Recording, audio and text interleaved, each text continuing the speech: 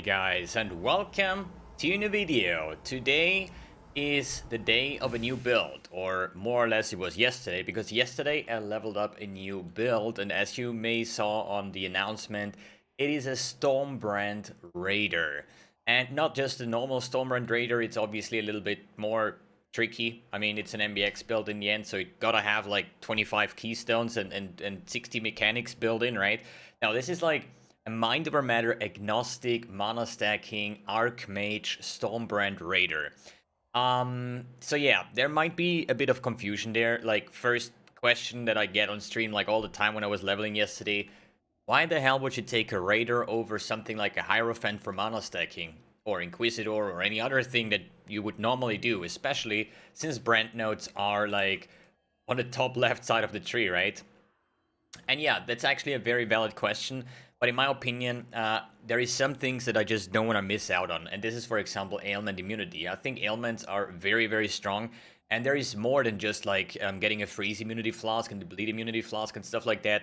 There is like, you know, a lot of people refer with ailments to ignite, shock, and freeze or chill, right? But there is more. There is like sap, there is brittle, there is, what else? The last one?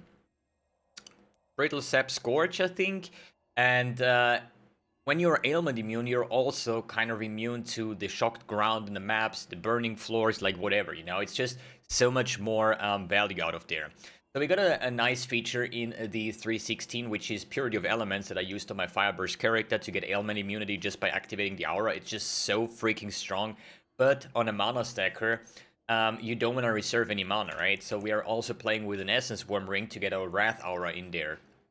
And that means there is just no way to actually, for me to get ailment immune besides being a Raider. Another very quality of life feature on the Raider is obviously the Onslaught and the Onslaught effect. So what that means is, most of the time people refer with Onslaught for attack speed and movement speed, right? But Onslaught also gives you cast speed. And for being a brand character, you want to have like an insane amount of cast speed as well, right? So, and if we take this Avatar of the Chase with like 100% increased Onslaught effect, here 15, here 15, 130% Onslaught effect, turns our 20 attack speed into like 43 or 45 or something like that, right? So it's very, very powerful. And I also think that being perma phasing and perma onslaught is just a lot of quality of life. And now I just have to like really up the defenses, because I learned on the Fireburst character that defense is more important than ever before. So let's talk about the build. Let's make a bit of a showcase, I guess. I mean, nothing too special. We're just gonna go just for the I say the basic things about this character, right? So it is a Stormbrand character, right? And I currently have invisible Stormbrands. So why Stormbrand? I mean, obviously, GGG just released the new MTX, which is the... Wait a second, where is it? Yo, what are all these new MTXs? When did they got released? Stygian Plaguebearer? Celestial Stormbrand, or Celestial Brand effect. So this actually works for all the things, right? And hey, I mean, if you really think then that I'm choosing a build just because they release a new MTX, then yeah, you're probably 100% correct. But at the moment, it's a Stormbrand, might be a Penance Brand later on. I just know I want to play a Raider with Mind Over Matter, Agnostic, Mana Stacking, because I just really like the speed of the Raider, and also like the mechanic of building over mana and stuff like that, Mind Over Matter, damage reduction and stuff. I really enjoy this kind of theme, and what's going to be in the end, I don't know. But at the moment, it's a Stormbrand character. So, with the new brands, or basically with brands, you actually have some very, very good clearing, I would say, especially once you go into the what do you say, the Arsenet's Gentle Touch route, where basically you have a built-in explode. The gloves cost like 4 exalts or something. I'm gonna go over the pricing in a bit after like this small little showcase here, right? And I just don't like that my brands are invisible here. Maybe we could just reload the map here. Maybe get a new instance. Take a sip of coffee. Now they're still invisible. So there's like 2 things that I want to mention here: Arcane Cloak and Brand Recall. So usually you would always go for Brand Recall on your left click, so you just spawn your brands. Dude, I hate if I don't see them. How am I supposed to show it? Maybe it's the MTX. No, it's actually all brands are invisible. So, invisible brand build, ladies and gentlemen. That's even better than everything else, right? But with the mana stacker, you just want to have the Arcane Cloak on your left click because of the shield that you're getting and the damage bonus and stuff like that. But in the end, I found out a way to make it actually a good use out of it, which is like a cast when damage taking brand recall. That basically kind of works as the how you say, minion builds that use cast when damage taken with convocation to summon your minions to your side once you get hit, basically, right? But other than that, once you have some brand chains or brand attachment range, these things like step around. I mean, I could wait. It sucks, man. How am I supposed to show brands if brands are invisible? But just imagine there is a brand on the floor, and with a good amount of brand attachment range, they are like stepping around, right? I would say this character now is level 82. I leveled this one up yesterday. It's like 12 hours playtime. So I would say let's just jump into a tier 8 map. I'm still running my leveling gear, which is basically the String of Servitude with all res, a Tabula, a Series Foible, Skyforth. Like, there's a lot of like super basic mana things. And I wanted to play a character like that from the beginning, but obviously for not being able to get like an Ethereus Promise and Ethereus Foible and stuff on league start, I decided against it. And now we actually see brands. Yo, these look actually pretty cool.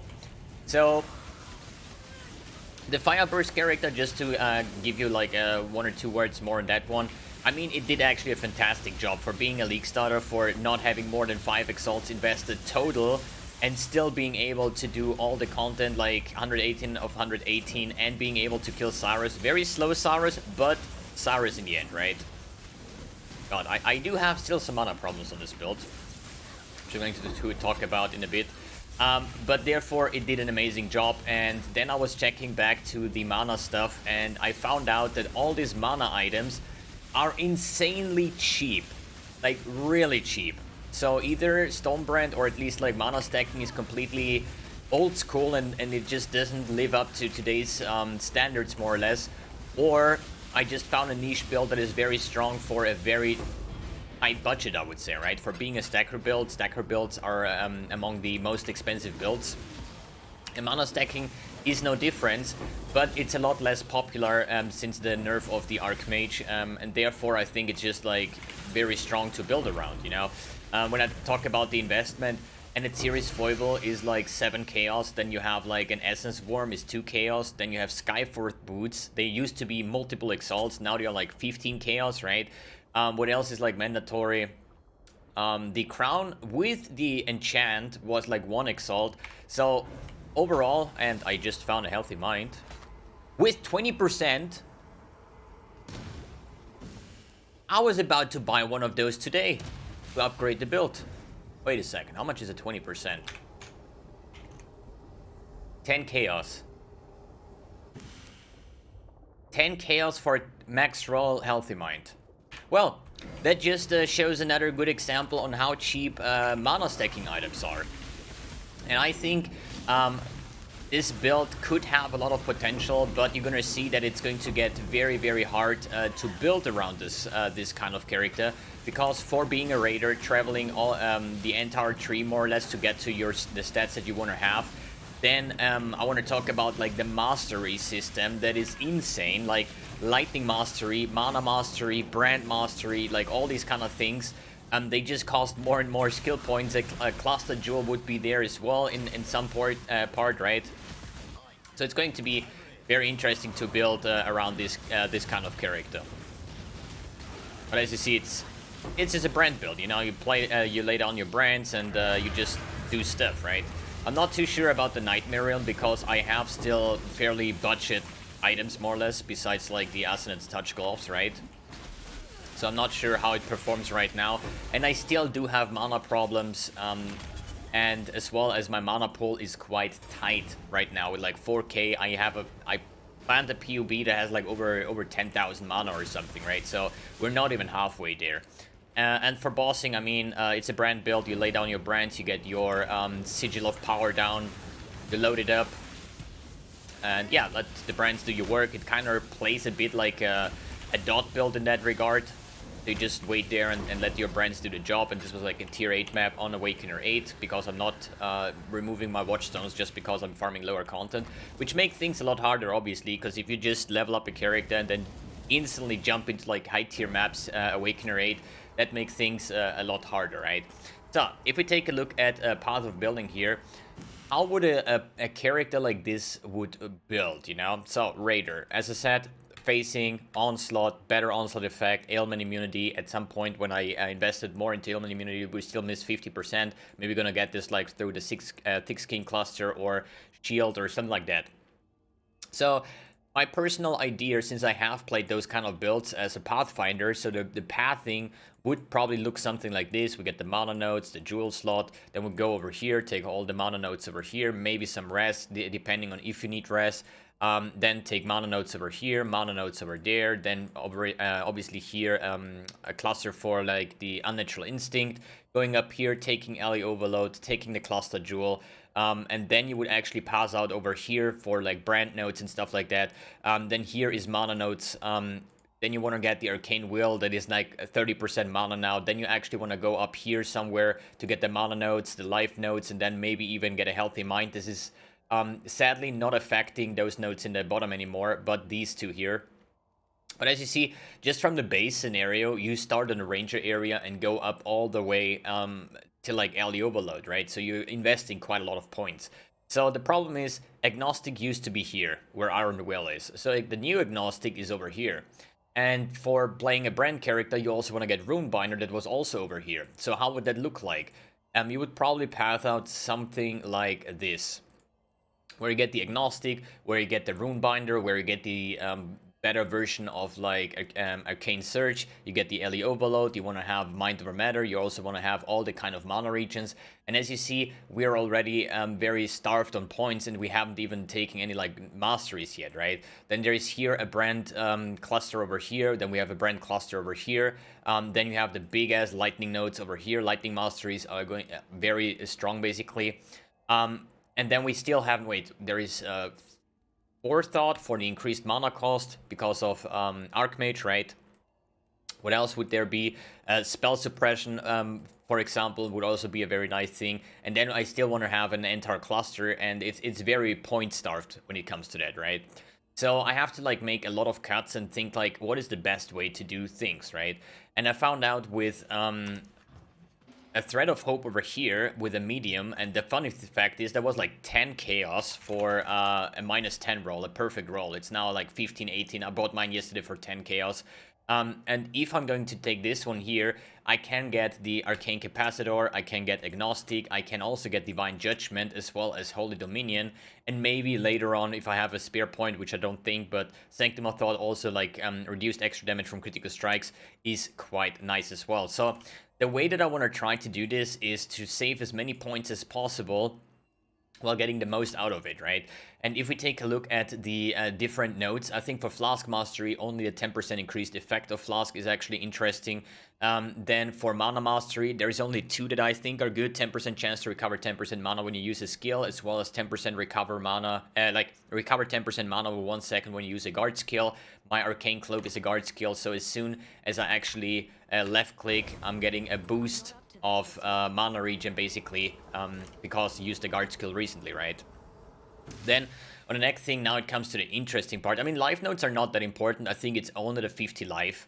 The rest, I don't know, like recovery, life cost of skills, even the 10% max life and reduced life recovery rate, I think that lowers the amount of life that I recover from Agnostic, so I don't want to take that one either, right?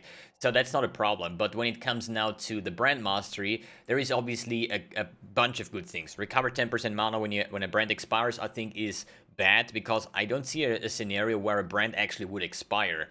Even if you do like Cyrus, you would still like recast your brands all the time, so you replace the brands. They don't expire basically, unless it works different, that I actually get the 10% mana once I recast the brand, and it expires this way, right? I need to test this first, but I don't think so.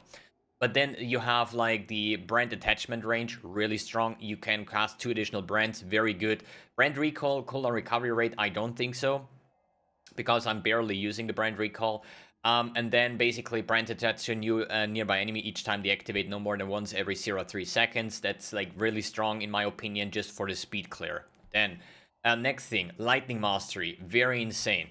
Lightning damage with non-critical strikes is lucky. Basically, it tells me it's like probably 25-30% more damage overall.